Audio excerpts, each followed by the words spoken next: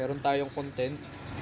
Magbabaklas tayo nitong ayan, dilima. Yan, differential.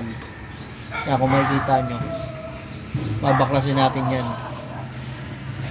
So magtatanggal lang tayo ng ehe kabilaan para matanggal natin yan. At sa pagbunot nyan, napakita ko yung naging damage itong differential. Yan, kung makikita nyo, yan yung differential na yan. Babaklasin natin yan. So yun, balikan ko kayo.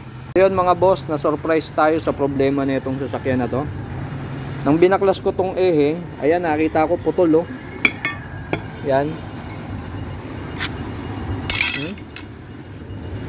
Putol.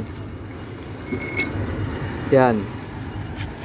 So yun, kasi ang naging issue nito mga boss, hindi siya umaarangkada. So ako bilang gumagawa, inisip ko kagad na baka yung diferensya ng problema, kasi nung tinignan ko yung sa transmission, wala namang problema ron, gumagana naman.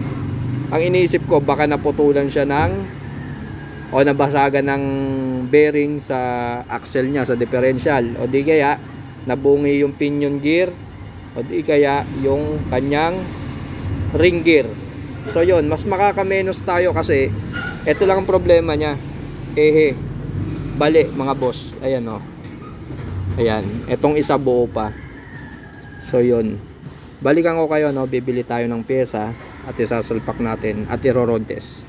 So yun, balikan ko kayo ng ano mga boss. Ayan, nakabili na tayo ng sasalpak na natin.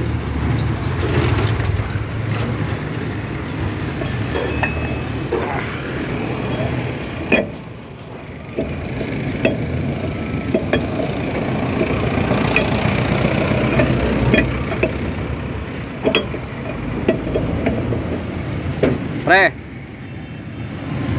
yun mga boss, no, natapos na tayo magsalpak kabilaan. Ngayon magte-testing na lang tayo.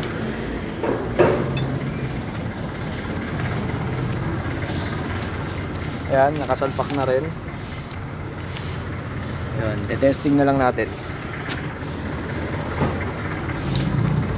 Balikan ko kayo na. Okay, atras. Atras.